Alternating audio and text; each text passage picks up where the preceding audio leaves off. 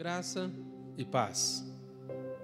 Que bom ter você aqui conosco mais uma vez, para nós podermos falar das Escrituras e compartilhar a palavra de Deus para o seu e para o nosso coração. O nosso personagem de hoje é Salomão, o homem mais sábio da terra. Sua história está no primeiro livro dos Reis, do capítulo 1 até o capítulo 11, em 2 Crônicas, capítulo 1 até o capítulo 9. Deus, em 1 Reis, primeiro livro dos Reis, no capítulo 3, verso 12, diz assim: Eis que fiz segundo as tuas palavras, eis que te dei um coração tão sábio e entendido, que antes de ti teu igual não houve, e depois de ti teu igual não se levantará. Salomão reinou em Israel por 40 anos, construiu o primeiro templo fixo da nação e viveu entre os anos de 971 a 931 a.C. Seu nome significa pacífico e foi chamado pelo profeta Natã de Jedidias, que significava por amor do Senhor. Salomão é filho de Batseba e ele herdou de seu pai Davi um reino estável e bem administrado. Ele foi o segundo na dinastia davídica e o terceiro rei na história de Israel. Exerceu grande influência na região e sua sabedoria foi vastamente conhecida, tendo escrito milhares de provérbios que estão registrados e também o livro dos Cânticos nas Escrituras. Além de um construtor arrojado de palácios, inclusive para suas mulheres, e também do templo. Embora diplomata e governando em um tempo de paz, Salomão mantinha um extenso exército que tinha carruagens e muitas outras armas e estruturas relativas ao seu poder bélico. Levava uma vida suntuosa, sua riqueza era admirável e, para arrecadar valores, taxava seus súditos de maneira muito pesada. A ascensão de Salomão ao poder foi algo que ocorreu com muitos conflitos.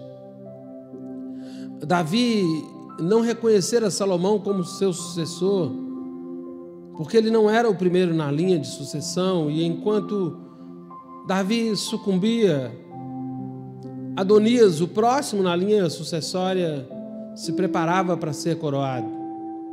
Então o profeta Natã e Batseba lembraram a Davi da promessa que ele havia feito a Salomão em relação ao trono. Davi anuiu, concordou com o conselho, deu instruções sobre os procedimentos e selou com juramento sua palavra naquele dia. Salomão, ao assumir o governo, ele mata Adonias e também Joabe, general que apoiava Adonias, tirando as ameaças do caminho, eliminando assim qualquer rivalidade em relação ao seu governo. Salomão pede a Deus um coração entendido quando Deus lhe manda pedir o que quisesse. A sabedoria fez dele um rei respeitado e temido, principalmente por seus atos de justiça. O mais famoso deles é quando duas mulheres vão até ele para decidir qual delas era a mãe de uma criança. E ele então, diante do impasse, dá uma palavra para que cortem a criança ao meio e cada uma delas leve uma metade. E aquela que é a verdadeira mãe, ela diz não, deixa a criança com a outra, porque assim a criança ficará viva. E ele então assim entrega a criança à sua verdadeira mãe, aquela que decide pela vida da criança. E isso foi um fato admirável, contado e recontado muitas vezes. E isso fez com que a fama de Salomão tomasse uma grande proporção. Davi, antes de morrer, reuniu o material necessário para a construção do templo. Salomão continuou e completou essa construção.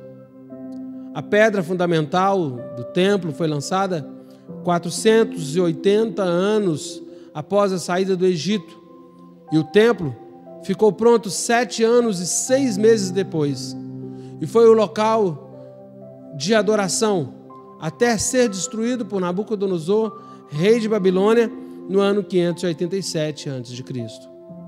A posição estratégica de Israel entre o Egito e a Ásia fez do comércio também uma grande força econômica no reino de Salomão. Ele construiu navios, controlou linhas marítimas e arrecadava cerca de 25 toneladas de ouro anualmente. Isso fez com que a prata perdesse o valor dentro de seu governo, porque ele arrecadava em ouro. Assim, manteve e expandiu o grande império que havia herdado de seu pai.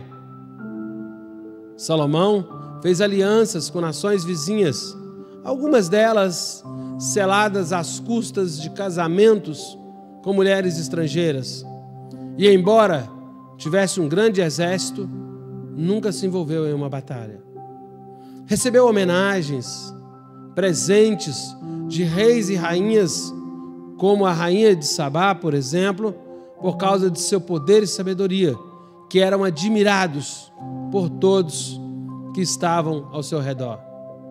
Seus casamentos foram uma estratégia política, mas também foram um suicídio espiritual, pois ele adotou religiões estrangeiras, adorando suas divindades, comprometendo suas convicções e a aliança expressada diante de Deus em sua consagração no templo, e por isso trouxe julgamento sobre a sua casa, sobre a sua vida. Salomão experimentou na sua descendência o juízo de Deus. A divisão de seu reino é um grande exemplo disso, no tempo de seu filho Roboão.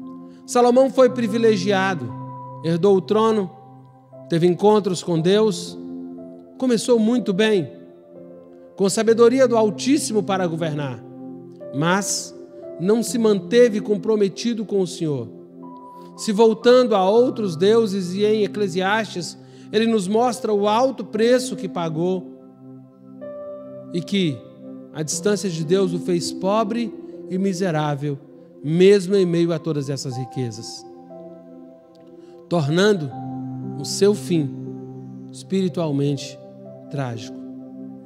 Quais são as lições da vida de Salomão? A primeira lição da vida de Salomão é que a sabedoria é mais desejável que o entendimento. Franqueado por Deus a pedir o que bem lhe parecesse, Salomão pediu sabedoria e não riqueza ou longevidade. Sabedoria é a capacidade de adquirir conhecimento e de aplicar esse conhecimento que se adquire para fazer a vida valer a pena. Peça a Deus sabedoria para que Ele lhe direcione, que você tenha condições de, com sabedoria, tomar suas decisões diárias. Salomão também nos ensina que a real felicidade está no conhecimento de Deus. Salomão procurou propósitos e sentido em sua velhice. Experimentou e teve tudo que se possa imaginar, mas concluiu que o sentido da vida está no relacionamento com Deus. Se você ainda não tem Jesus como Senhor de sua vida, faça isso agora e encontrará propósito e significado para a sua existência. Ele é a única fonte verdadeira de felicidade. E uma das últimas lições que Salomão nos ensina é que as más companhias são um problema. Elas corrompem, elas apodrecem os princípios. Salomão fez alianças por capricho próprio, principalmente alianças através de casamento, fez concessões e, por fim, comprometeu sua fé e seus princípios. Peça a Deus sabedoria e cultive relacionamentos que o manterão próximo do Senhor. Deus te abençoe. Em nome de Jesus.